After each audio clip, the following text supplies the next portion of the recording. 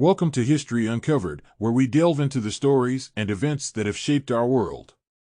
In this episode, we'll take a journey back in time to ancient Greece, a cradle of Western civilization, where philosophy, democracy, and the arts flourished under azure Mediterranean skies. But more importantly, we are going to explore the life and works of a man whose ideas have rippled through time, shaping how we think, learn, and understand our reality, the one and only Plato. Born in Athens, around 428 or 427 BC, Plato, meaning broad, was one of the greatest minds in human history.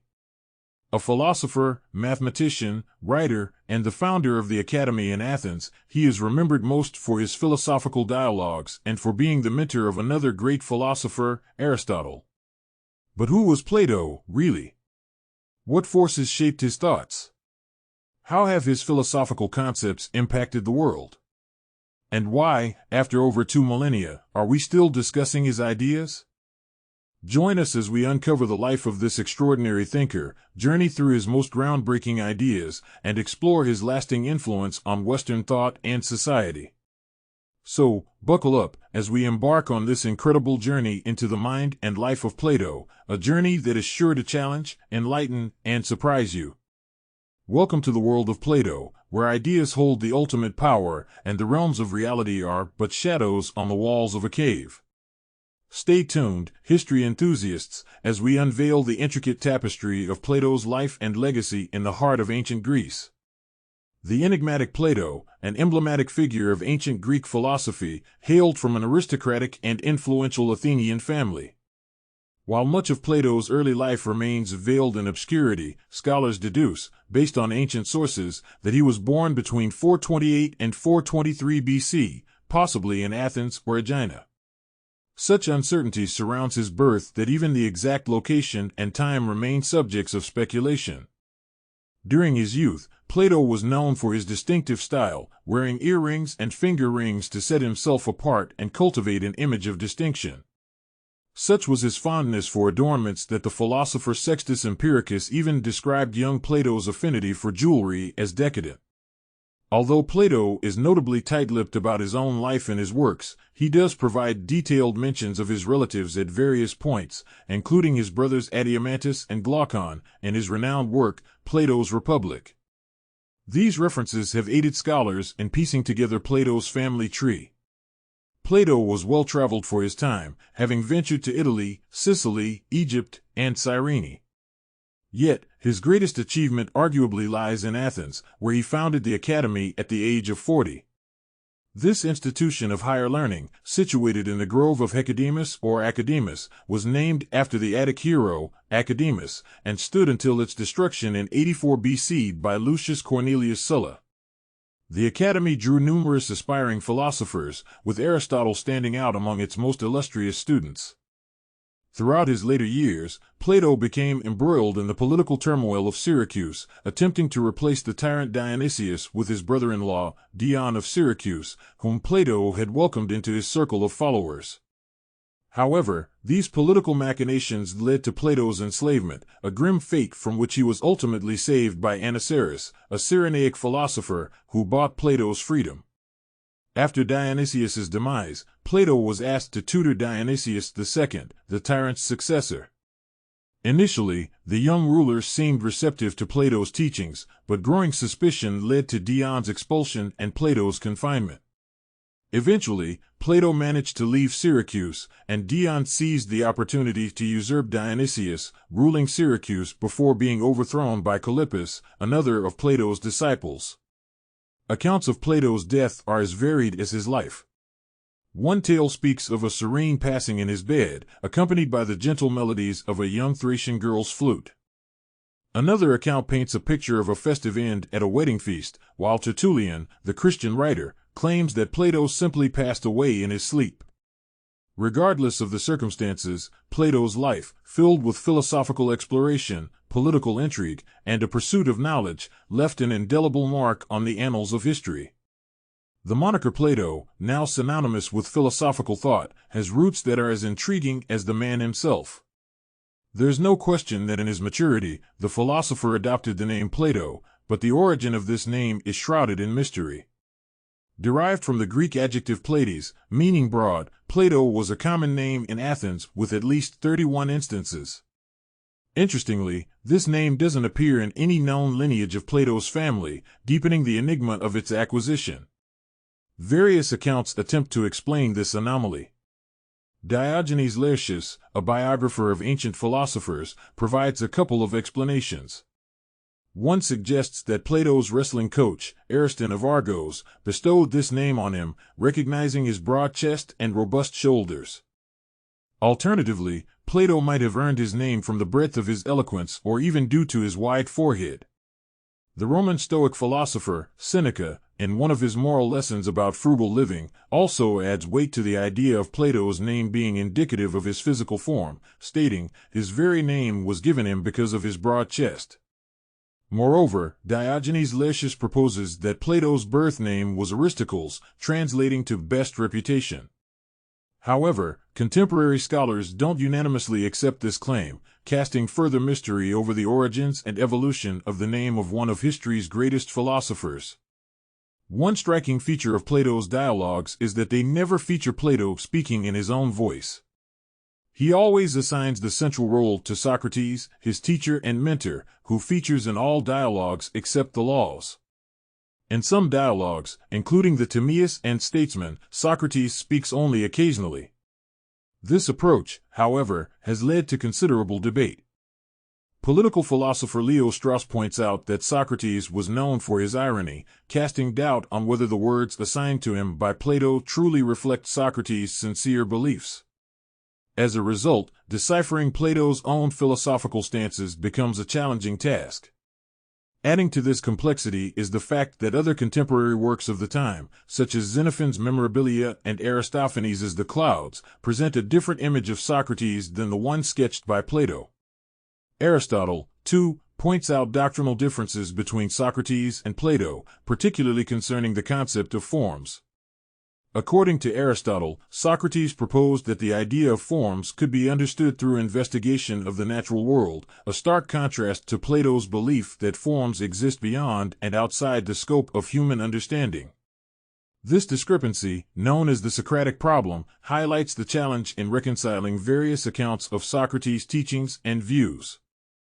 Consequently, the exact nature of the relationship between Socrates and Plato remains a contentious subject among scholars, further underlining the intricate and enigmatic character of these two monumental figures in Western philosophy. Plato's philosophical outlook was shaped significantly by the metaphysical traditions initiated by earlier philosophers such as Heraclitus and Parmenides. These thinkers, influenced by pre-Socratic Greek philosophers like Pythagoras and Xenophanes, departed from mythological explanations for the universe and started a tradition of metaphysical inquiry that left a deep impression on Plato's own philosophy. Heraclitus, for instance, postulated that everything in the world is in a state of constant flux.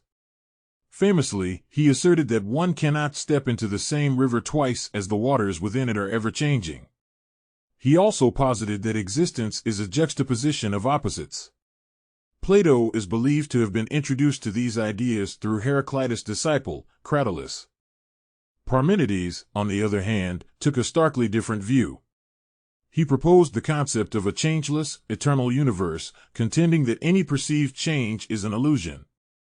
The influence of Parmenides on Plato is apparent in Plato's self-critical dialogue, Parmenides, which features Parmenides and his student Zeno.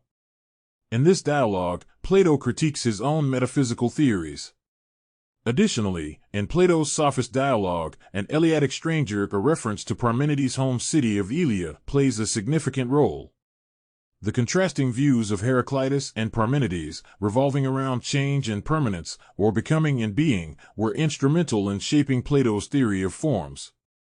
This theory, a central aspect of Platonic philosophy, posits that the physical world is a flawed reflection of a perfect, eternal realm of forms or ideas. The breadth of topics addressed in Plato's dialogues is vast, mirroring the extensive range of human curiosity and exploration. In these philosophical exchanges, Socrates and his fellow interlocutors venture into discussions on various aspects of metaphysics. They dive into the nature of religion and science, explore the complexities of human nature, and probe into subjects as intimate as love and sexuality. Several dialogues engage in an analysis of perception versus reality, nature versus custom, and the relationship between body and soul, providing deep insights into how we understand the world and our place within it. Renowned historian of ancient philosophy, Francis Cornford, identified two fundamental concepts that stand as the twin pillars of Platonism. First, there is the theory of forms, a metaphysical doctrine proposing that the world we perceive is but a shadowy reflection of a perfect, ideal realm of forms or ideas. This theory underlines Plato's belief in a world of eternal, changeless absolutes that provide the blueprint for all earthly things. The second pillar is the doctrine of the immortality of the soul. According to Plato, the soul is eternal, pre-existing before birth and surviving death. It's this soul that connects us to the world of forms, with its perfect, timeless truths. Together, these twin pillars not only form the basis of Platonic philosophy but also have exerted immense influence on subsequent philosophical thought, shaping our understanding of reality, knowledge, and existence. In his dialogues, Socrates often sought the essence of universal concepts. He would ask for the definition of a general term, like justice, truth, or beauty, and critique those who offered particular examples rather than elucidating the quality shared by all such instances. This approach underpins the essence of Platonism and its central tenet, the theory of forms, also known as the theory of ideas. This theory posits a dichotomy between the material world and the world of forms. According to Plato, the material world, perceived through the senses, is mutable and unreliable, merely a shadowy imitation of the real world. The world of forms, on the other hand, is immutable and invisible, apprehended through reason, or lambda omicron gamma iota kappa in ancient Greek. Forms represent the quintessential nature of things, as well as properties, patterns, and relations. For example, individual objects like tables, chairs, and cars in the material world are imperfect copies of their perfect forms, tableness, chairness, carness, in the world of forms. Similarly, concepts like justice, truth, and beauty exist as perfect, eternal forms. Plato often cited geometric truths as examples of forms, the Pythagorean theorem being a notable instance. In the realm of forms, the theorem exists as a perfect, unchanging truth, while in the material world, it is realized imperfectly in specific geometric constructions.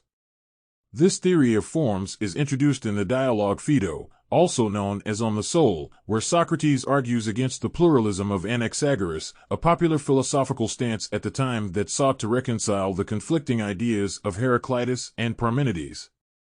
Through this dialogue, Plato presents a new paradigm that would deeply influence the development of Western philosophy.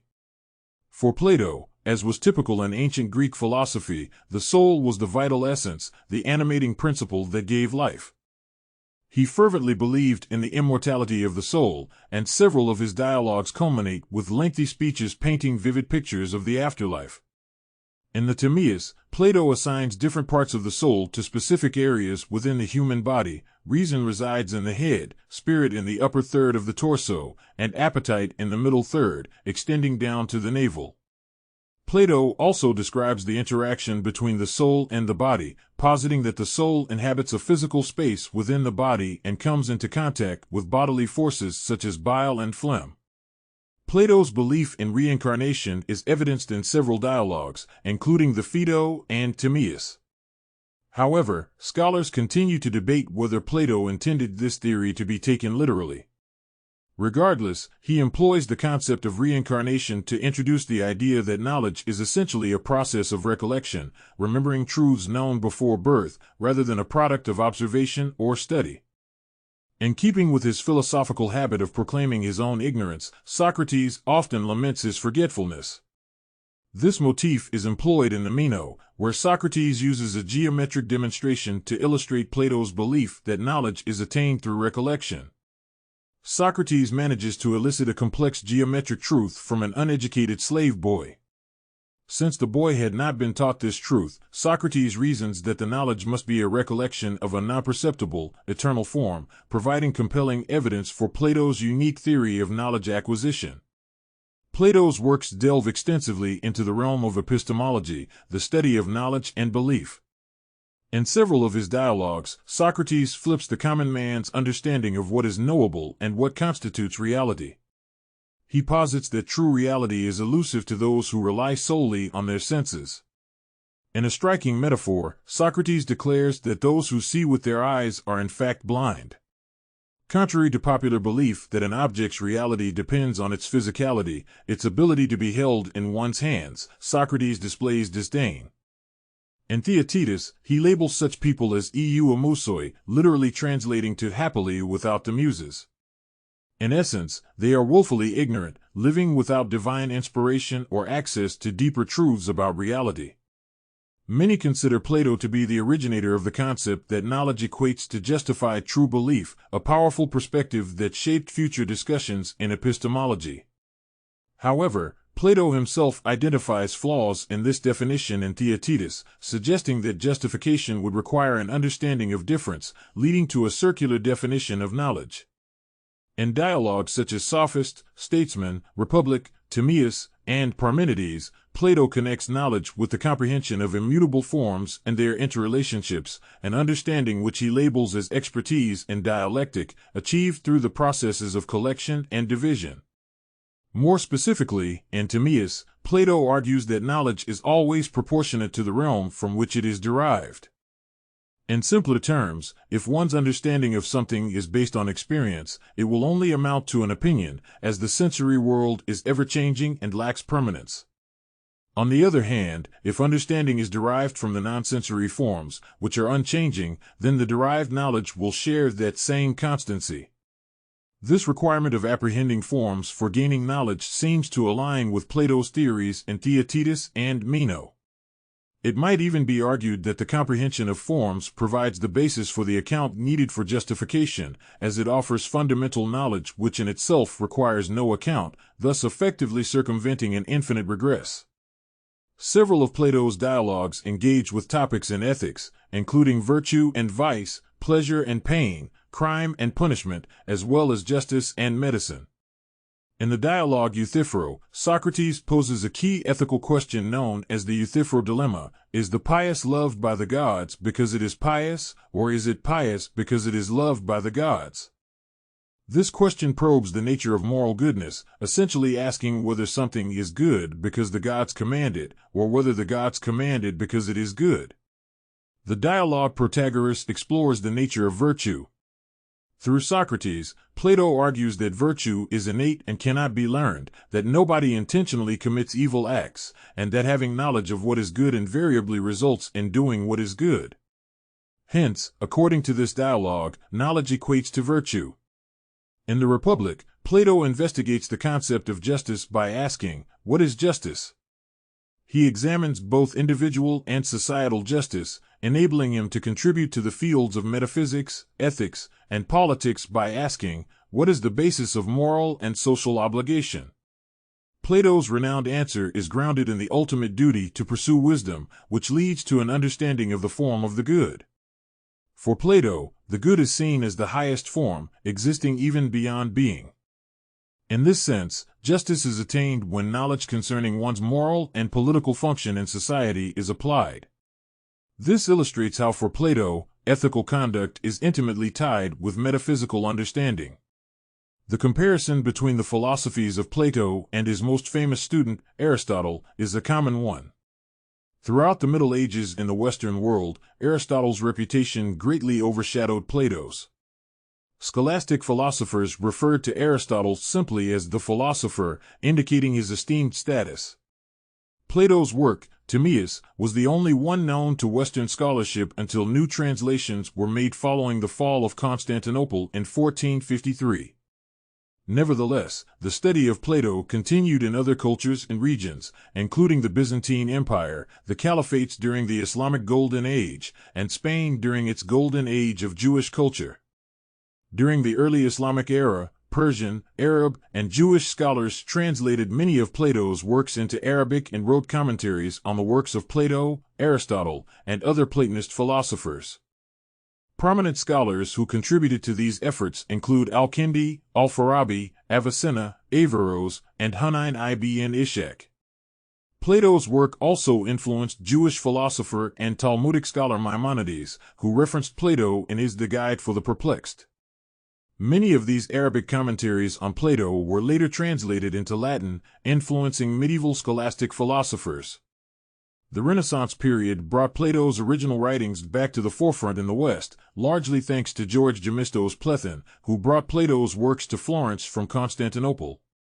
Many early modern scientists and artists who rejected scholasticism and were supported by Lorenzo de' Medici saw Plato's philosophy as a platform for progress in the arts and sciences. The 17th-century Cambridge Platonists aimed to harmonize some of Plato's more contentious beliefs, such as metempsychosis and polyamory, with Christianity. By the 19th century, Plato's reputation had been fully restored, and his influence was considered at least on par with Aristotle's. His influence has been particularly strong in mathematics and the sciences, and his resurgence inspired significant advances in logic, notably through the work of Gottlob Frege. Even Albert Einstein acknowledged the significance of Platonic philosophy in scientific work, suggesting that a scientist who takes philosophy seriously would need to embrace different roles and might appear as a Platonist or Pythagorean, valuing logical simplicity as an essential and effective research tool. Indeed, several modern philosophers have criticized what they perceive to be the ideals of traditional Platonism. Friedrich Nietzsche, for example, launched a scathing critique of Plato's idea of the good itself, as well as many aspects of Christian morality, which he described as Platonism for the masses in his work Beyond Good and Evil. Nietzsche took issue with the notion of universal truth and ideal forms, asserting instead a perspective of perspectivism, where truth and values are relative and grounded in individual perspectives and power dynamics. Martin Heidegger, in his work Being and Time, also criticized Plato, arguing that he had obscured the nature of being. Heidegger's philosophy is centered around the question of the meaning of being, and he believed that this fundamental issue had been neglected in the Western philosophical tradition since Plato. Karl Popper, a philosopher of science, criticized Plato's political philosophy in his book The Open Society and Its Enemies. Popper argued that the political system proposed by Plato in the Republic was, in fact, prototypically totalitarian, rejecting Plato's philosopher kings as undemocratic and dangerous. Edmund Gettier, in his famous Gettier Problems, cast doubt on the justified true belief account of knowledge, which some scholars associate with Plato. These problems show that one can have a belief that is both true and justified, but that most people would not consider to be knowledge, thereby challenging the sufficiency of justified true belief as a definition for knowledge. The idea that the modern theory of justified true belief is equivalent to Plato's is a point of contention among scholars, with some accepting this view and others rejecting it. Thank you for joining us on this intellectual journey through the life and philosophy of Plato. His thoughts and ideas continue to resonate and impact our world today, centuries after they were first proposed. We hope that this exploration into the rich tapestry of his work has been as enlightening for you as it has been for us to present. Thank you for watching this episode of History Uncovered. If you found this video informative and engaging, please like and subscribe to our channel for more fascinating stories from the past. Your support enables us to keep delving into these vital pieces of our shared human history and sharing them with you. And don't forget to ring the bell for notifications so that you never miss a new video. Join us next time as we uncover more remarkable stories from the annals of history. Until then, keep questioning, keep learning, and as Plato himself might have said, keep striving for truth and wisdom.